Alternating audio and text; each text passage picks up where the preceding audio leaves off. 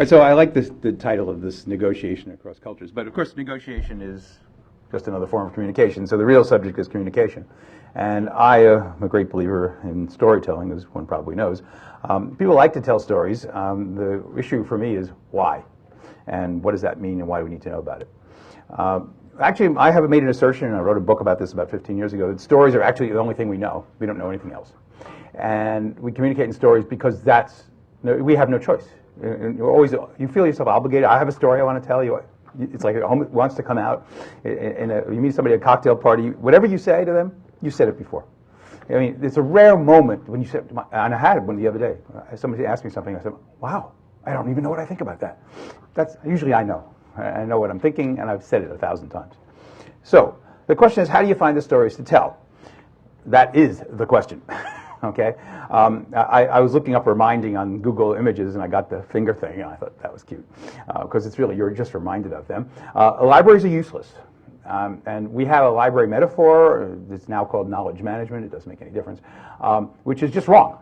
It's based upon the idea that all knowledge is can be written down in a certain form of story, which is typically 300 pages long, and that idea can be indexed by some name, when there might be 1,000 ideas in that 300 pages, and where those aren't all indexed, and so you don't know what's in the book, and the library knows the book in a vague way. But that sense of metaphor of papers and documents as where our information is just not how human beings have ever functioned.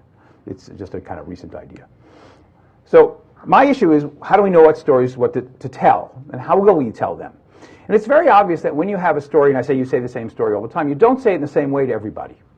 You talk differently to a 6-year-old. All right. I mean, I just came back from a weekend with my two oldest grandchildren, all of 2 and 4, and I have lots of things to tell them, but I don't talk to them the way I'm talking to you.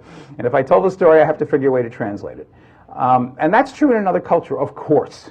Of course, let's get clear about culture. Culture doesn't necessarily mean, Afghanistan. It means lots of things. This is a culture of a sort, and you say things differently in this culture than you would do in other ones. The most important thing is, of course, how do you know if your story is going to be understood? And some of this is obvious, but the least obvious of the list I have here is it needs to be full of details but short. Why does it need to be full of details? Because what happens with stories is you want people to remember them. And the only way they're actually going to remember them is if you lay something fun about it, something emotional about it, something unusual about it. The sense that a story is just devoid of details, like as in a proverb, doesn't make it memorable. And if it's too long, it doesn't make it memorable because people don't pay attention for very long. And I should point out that I'm doing something right now that I completely disagree with and don't believe in. Okay, lectures are nonsense. No one should ever give them, but one gets called upon to do it. And you know that people can't hear you. And the reason they can't hear you is really very simple. You're telling stories, and if you're doing what I say you're doing, you're matching what I'm saying to things you already think. And this puts you in an awkward position as I talk of either thinking about what you think or listening to me, but you can't do both. And so as a result, that's why there are multiple choice tests, right? Because as a result, no one can hear the entire lecture unless they refuse to think about it, which is an odd combination. All right. So story retrieval and storytelling is a 4-part process, and that's what I want to talk about. None of those 4 parts are obvious. Situation assessment means I am unconsciously trying to figure out what's going on here. I am unconsciously constructing an index into my mind based upon that first assessment. You don't know that you're doing it. I am unconsciously searching for the stories that I have. You don't know that you're doing that. And the only part of this that's conscious is the reformulation part. I found something I want to say. How do I say it right to this guy? That's conscious. So step 1, because we're in ARPA, I use military pictures. Now, why did I use a military picture? Because this is the Battle of Princeton, I think, 1777. And if I was going to build a handheld device for the leader of the Battle of Princeton, who I think was George Washington, but I'm not sure, I would want to be able to know about him certain things that we do know in principle. What are his goals? We know. What are his plans? We know. What's stopping those plans? We know that. What are the goal conflicts? We know that. We don't mean not every detail. We know a lot of stuff. And all that stuff is how we're going to get to the story, because the answers to those questions turn out to be the stories. And this leads to index construction, and I'm going to tell you a story.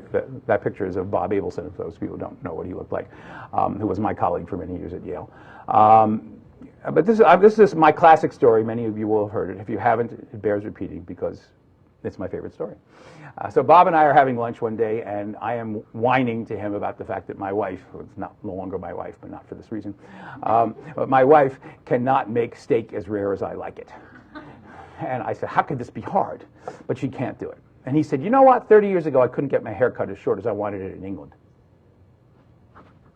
Okay. Bob Abelson was not brain damaged. Okay. He's a very smart man. So I'm assuming he wasn't crazy, because otherwise it's a completely crazy response. So I spent a lot of time trying to figure out how those things matched until it crossed my mind that they not only matched, they were identical at the right level of abstraction. And the level of abstraction is, I have asked somebody who can do a service for me, who is willing to do that service for me, to do it for me, and they're refusing to do it because they think my request is too extreme. Is exactly the characterization of both stories. What happens in the understanding process is we try to take things that come in and abstract them up to that level. We do not do this consciously. We don't know that we're doing it. And if you ask yourself what the language of that stuff is, it always turns out to be, I had a goal, I had a plan, somebody obstructed the plan because of these conditions. They always look like that. Another example I always use is if you happen to be watching the movie or play West Side Story, at some point you're reminded of Romeo and Juliet, because they're the same story. But superficially they're not, and it's for the same reason. You understand the goals and the plans and the impotence. Okay,